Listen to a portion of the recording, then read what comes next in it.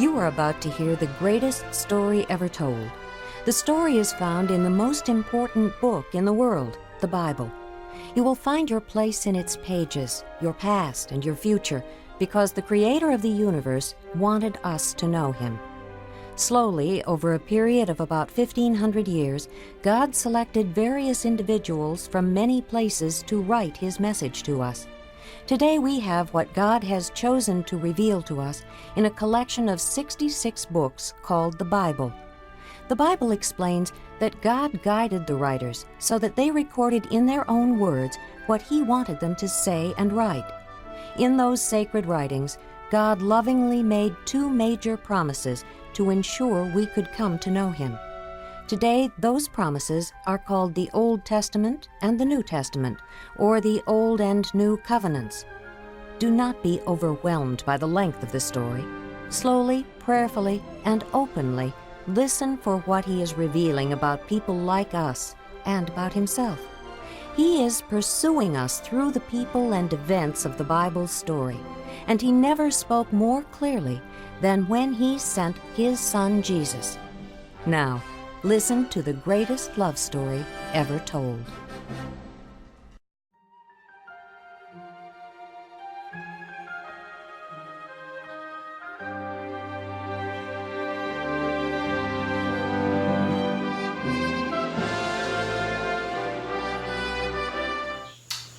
Good morning. My name is Stephen Capaldo. We're going to start with history reading in this one-year reading plan. And so we're in the book of Judges, and we'll start with chapter 7. We'll do 7, 8, 9, 10, and 11.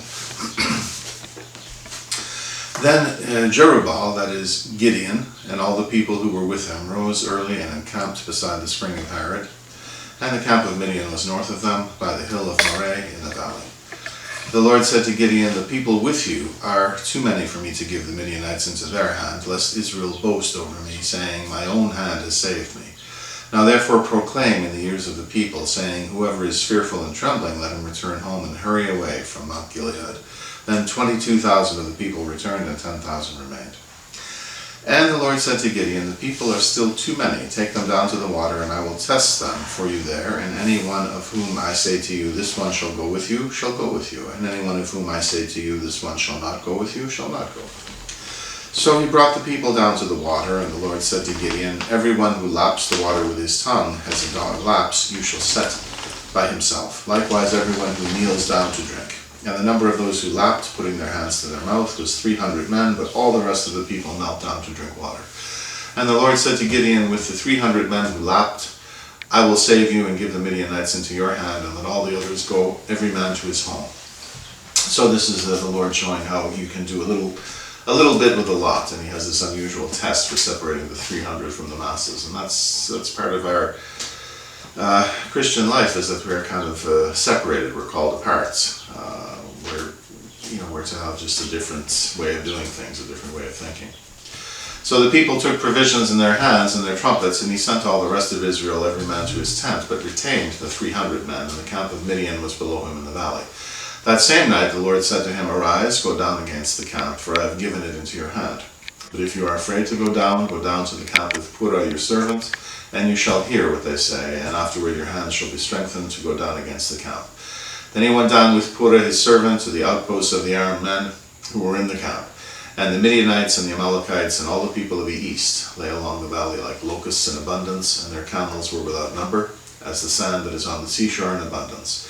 When Gideon came, behold, a man was telling a dream to his comrade, and he said, "Behold, I dreamed a dream, and behold, a cake of barley bread tumbled into the camp of Midian and came to the tent and struck it so that it fell and turned it upside down so that the tent lay flat."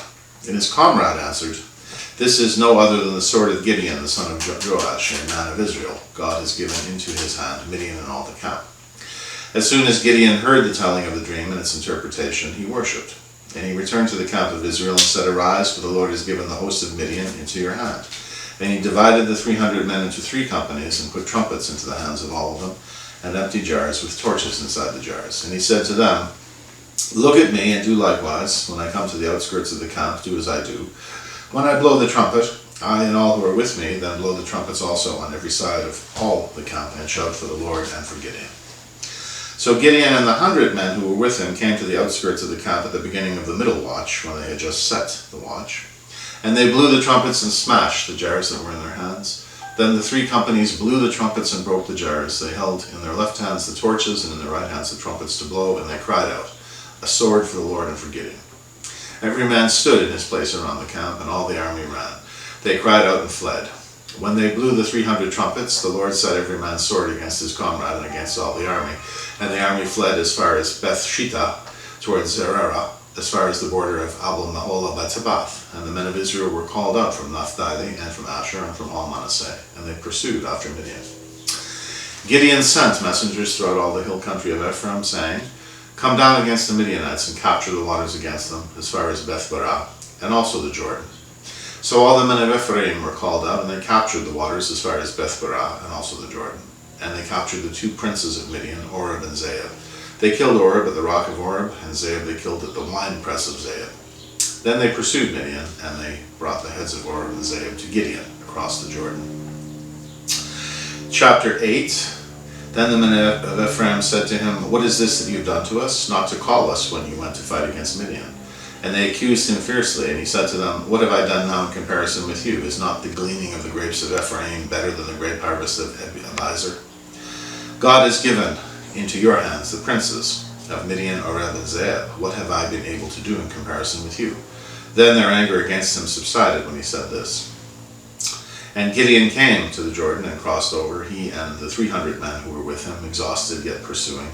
So he said to the men of Sukkot, "Please give loaves of bread to the people who follow me, for they're exhausted and I'm pursuing after Zebah and Zalmunna, the kings of Midian." And the officials of Sukkot said, "Are the hands of Zebah and Zalmunna already in your hand, that we should give bread to your army?" So Gideon said, "Well then, when the Lord has given Zebah and Zalmunna into my hand, I will flail your flesh with the thorns of the wilderness and with briars." And from there he went up to Penuel and spoke to them in the same way, and the men of Penuel answered him as the men of Sukkot had answered. And he said to the men of Penuel, "When I come again in peace, I will break down this tower." Now Zebah and Zalmunna were in Karkor with their army, about 15,000 men, all who were left of all the army of the people of the east, for there had fallen 120,000 men who drew the sword. And Gideon went up by the way of the tent dwellers east of Nobah and Jogbeah and attacked the army, for the army felt secure. And Zebah and Zalmunna fled, and he pursued them and captured the 2 kings of Midian, Zebah and Zalmunna, and he threw all the army into a panic. Then Gideon the son of Joash returned from the battle by the ascent of Heres, and he captured a young man of Sukkot and questioned him. And he wrote down for him the officials and elders of Sukkot, 77 men. And he came to the men of Sukkot and said, "Behold, Zebah and Zalmunna, about whom you taunted me, saying, 'Are the hands of Zebah and Zalmunna already in your hand, that we should give bread to your men who are exhausted?' And he took the elders of the city, and he took thorns of the wilderness and briars, and with them taught the men of Sukkot a lesson. And he broke down the tower of Penuel and killed the men of the city. Then he said to Zebah and Zalmunna, 'Where are the men whom you killed at Tabor?' They answered, 'As you are, so were they. Every one of them resembled the son of a king.' And he said, 'They were my brothers, the sons of my mother. As the Lord lives, if you had saved them alive, I would not kill you.' So he said to Jethro his firstborn, 'Rise and kill them.' But the young man did not draw his sword, for he was afraid, because he was still a young man. Then Zebah and Zalmunna said, 'Rise yourself and fall upon us, for as the man is, so is his strength.' And Gideon arose and killed Zebah and Zalmunna, and he took the crescent ornaments that were on the necks of their camels. Then the men of Israel said to Gideon, 'Rule over us, you and your son and your grandson also, for you have saved us from the hand of Midian.' Gideon said to them, 'I will not rule over you, and my son will not rule over you. The Lord will rule over you.' And Gideon said to them, 'Let me make a request of you. Every one of you give me the earrings from his spoil,' for they had golden earrings because they were Ishmaelites. And they answered, 'We will willingly give them.' And they spread a cloak, and every man threw in it the earrings of his spoil. And the weight of the golden earrings that he requested was 1,700 shekels of gold, besides the crescent ornaments and the pendants and the purple garments worn by the kings of Midian, and besides the collars that were around the necks of their camels. And Gideon made an ephod of it and put it in a city in Ophrah, and all Israel whored after it there, and it became a snare to Gideon and to his family. So Midian was subdued before the people of Israel, and they raised their heads no more, and the land had rest 40 years in the days of Gideon. Jerubbaal the son of Joash went and lived in his own house. Now Gideon had 70 sons, his own offspring, for he had many wives. And his concubine, who was in Shechem, also bore him a son, and he called his name Abimilech. And Gideon the son of Joash died in a good old age, and was buried in the tomb of Joash his father at Ophrah of the Abizrites. As soon as Gideon died, the people of Israel turned again and whored after the Baals, and made Baal-berith their god. And the people of Israel did not remember the Lord their God, who had delivered them from the hand of all their enemies on every side. And they did not show steadfast love to the family of Jerubbaal, that is Gideon, in return for all the good that he had done to Israel. And this is kind of the same story, is that, when Gideon's not around anymore, the man of God is not around anymore, people believe, well, now we can stray, now we can do what we want. And it's a repeating story, it's a recurring theme. After Gideon's elaborate struggle to win a battle and save his people, he was really not appreciated, and after he died, it was as though he had never lived. And chapter 9, now Abimmelech the son of Jerubbaal went to Shechem, to his mother's relatives, and said to them and to the whole clan of his mother's family, say in the ears of all the leaders of Shechem, which is better for you, that all 70 of the sons of Jerubbaal rule over you, or that one rule over you? Remember also that I am your bone and your flesh. So here's a conspiracy on the part of Abimmelech to take over. And his mother's relatives spoke all these words on his behalf in the ears of all the leaders of Shechem, and their hearts inclined to follow Abimmelech, for they said, he is our brother. And they gave him 70 pieces of silver out of the house of Baal-berith, with which Abimmelech hired worthless and reckless fellows who followed him. And he went to his father's house at Ophrah, and killed his brothers, the sons of Jerubbaal, 70 men on one stone. But Jotham, the youngest son of Jerubbaal, was left, for he hid himself. And all the leaders of Shechem came together, and all Beth-Millo, and they went and made Abimmelech king by the oak of the pillar at Shechem. When it was told to Jotham, he went and stood on top of Mount Gerizim, and cried aloud and said to them, listen to me, you leaders of Shechem, that God may listen to you. The trees once went out to anoint a king over them, and they said to the olive tree, reign over us. But the olive tree said to them, shall I leave my abundance, by which gods and men are honored, and go hold sway over their trees? And the trees said to the fig tree, you come and reign over us. But the fig tree said to them, shall I leave my sweetness and my good fruit, and go hold sway over the trees? And the trees said to the vine, you come and reign over us. But the vine said to them, shall I leave my wine that cheers God and men, and go hold sway over the trees? Then all the trees said to the bramble, you come and reign over us. And the bramble said to the trees, if in good faith you are anointing me king over you, then come and take refuge in my shade. But if not, let fire come out of the bramble and devour the cedars of Lebanon, a great resource of Lebanon. So that would be a loss of a significant treasure. Now therefore, if you acted in good faith and integrity when you made Abimmelech king, and if you've dwelt well with Jerubbaal and his house, and have done to him as his deeds deserved, for my father fought for you and risked his life and delivered you from the hand of Midian, and you have risen up against my father's house this day, and have killed his sons, 70 men on one stone, and have made Abimmelech the son of his female servant king over the leaders of Shechem, because he is your relative. If you then have acted in good faith and integrity with Jerubbaal and with his house this day, then rejoice in Abimmelech, and let him also rejoice in you. But if not, let fire come out from Abimmelech, and devour the leaders of Shechem and Beth-Millo. And let fire come out from the leaders of Shechem and from Beth-Millo, and devour Abimmelech. And Jotham ran away and fled, and went to Beer, and lived there because of Abimmelech his brother.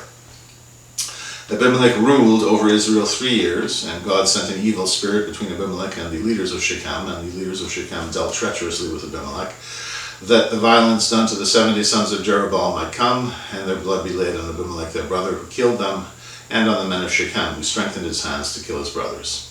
And the leaders of Shechem put men in ambush against him on the mountaintops, and they robbed all who passed by them along that way. And it was told to Abimmelech. And see, it says God sent an evil spirit, but really the evil spirit was available anyway. It was really not, evil things don't come from God, so it's just not stated quite the right way. And Gal the son of Ebed moved into Shechem with his relatives, and the leaders of Shechem put confidence in him. And they went out into the field and gathered the grapes from their vineyards and trod them and held a festival. And they went into the house of their God and ate and drank and reviled Abimelech. And Gal the son of Ebed said, who is Abimelech, and who are we of Shechem that we should serve him? Is he not the son of Jerubbaal, and is not Zebul his officer? Serve the men of Hamor, the father of Shechem. But why should we serve him? Would that this people were under my hand. Then I would remove Abimelech. I would say to Abimelech, increase your army and come out. When Zebul, the ruler of the city, heard the words of Gal, the son of Ebed, his anger was kindled.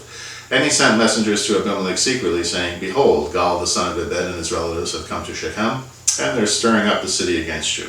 Now therefore go by night, you and the people who are with you, and set an ambush in the field. Then in the morning, as soon as the sun is up, rise early and rush upon the city, and when he and the people who are with him come out against you, you may do to them as your hand finds to do.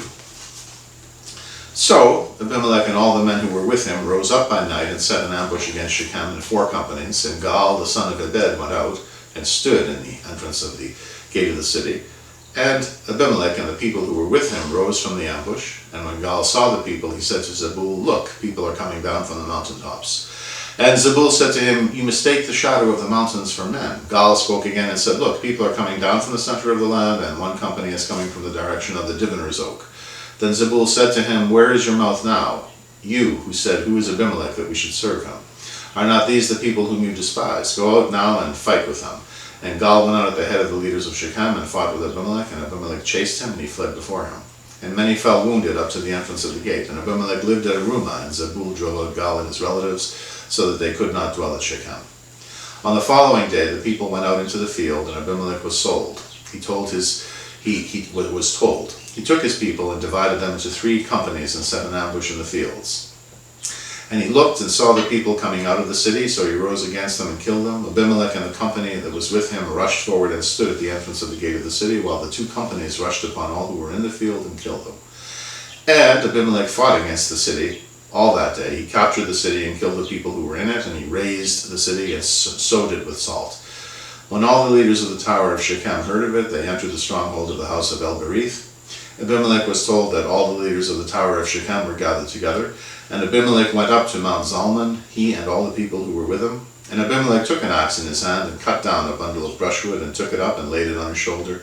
And he said to the men who were with him, "What you have seen me do, hurry and do as I have done." So every one of the people cut down his bundle, and following Abimelech put it against the stronghold, and they set the stronghold on fire over them, so that all the people of the tower of Shechem also died, about 1,000 men and women. Then Abimelech went to Thebez and encamped against Thebez and captured it.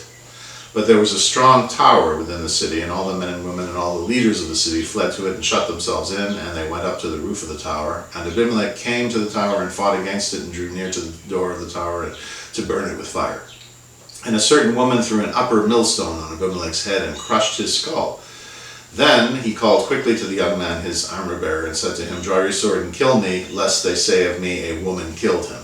So that was a disgrace to be killed by a woman, so he had to be killed by a man, right? So it's fairly a patriarchal society, right? And his young man thrust him through, and he died. And when the men of Israel saw that Abimelech was dead, everyone departed to his home. Thus God returned the evil of Abimelech, which he committed against his father in killing his 70 brothers. And God also made all the evil of the men of Shechem return on their heads, reap what you sow, and upon them came the curse of Jotham the son of Jerubbaal. And chapter 10, after Abimelech then arose to save Israel, Tola the son of Puah, son of Dodo, a man of Issachar, and he lived at Shamir in the hill country of Ephraim, and he judged Israel 23 years. Then he died and was buried at Shamir. After him arose Jair the Gileadite, who judged Israel 22 years, and he had 30 sons who rode on 30 donkeys, and they had 30 cities, called Havoth Jair to this day, which are in the land of Gilead. And Jair died and was buried in Kamon. The people of Israel again did what was evil in the sight of the Lord, and served the Baals and the Ashtaroth, the gods of Syria, the gods of Sidon, the gods of Moab, the gods of the Ammonites, and the gods of the Philistines. And they forsook the Lord and did not serve him. So the anger of the Lord was kindled against Israel, and he sold them into the hand of the Philistines and into the hand of the Ammonites. And they crushed and oppressed the people of Israel that year. For 18 years they oppressed all the people of Israel who were beyond the Jordan in the land of the Amorites, which is in Gilead. And the Ammonites crossed the Jordan to fight also against Judah and against Benjamin and against the house of Ephraim, so that Israel was severely distressed. And the people of Israel cried out to the Lord, saying, "We have sinned against you, because we have forsaken our God and have served the Baals." And the Lord said to the people of Israel, "Did I not save you from the Egyptians and from the Amorites, from the Ammonites and from the Philistines? The Sidonians also, and the Amalekites and the Midianites oppressed you. And you cried out to me, and I saved you out of their hand. Yet you have forsaken me and served other gods, therefore I will save you no more. Go and cry out to the gods whom you have chosen. Let them save you in the time of your distress." And the people of Israel said to the Lord, "We have sinned. Do to us whatever seems good to you. Only please deliver us this day." So they put away the foreign gods from among them and served the Lord, and he became impatient over the misery of Israel.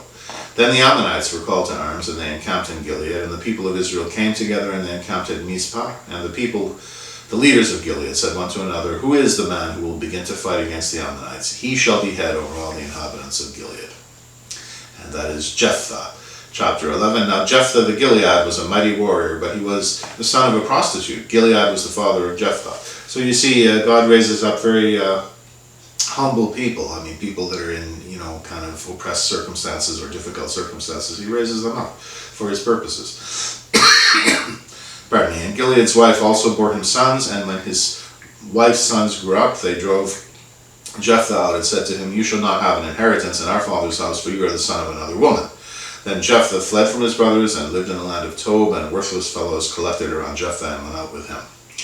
After a time, the Ammonites made war against Israel, and when the Ammonites made war against Israel, the elders of Gilead went to bring Jephthah from the land of Tob, and they said to Jephthah, "Come and be our leader, that we may fight against the Ammonites."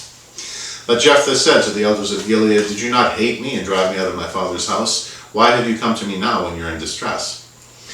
And the elders of Gilead said to Jephthah, "That is why we have turned to you now, that you may go with us and fight against the Ammonites and be our head over all the inhabitants of Gilead." Jephthah said to the elders of Gilead, "If you bring me home again to fight against the Ammonites, and the Lord gives them over to me, I will be your head." And the elders of Gilead said to Jephthah, "The Lord will be witness between us if we do not do as you say." So Jephthah went with the elders of Gilead, and the people made him head and leader over them. And Jephthah spoke all his words before the Lord at Mizpah. Then Jephthah sent messengers to the king of the Ammonites and said, "What do you have against me, that you've come to me to fight against my land?" And the king of the Ammonites answered the messengers of Jephthah, "Because Israel, on coming up from Egypt, took away my land from the Arnon to the Jabbok and to the Jordan. Now therefore restore it peaceably."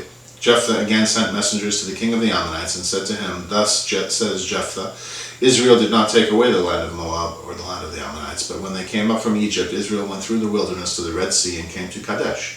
Israel then sent messengers to the king of Edom, saying, 'Please let us pass through your land.'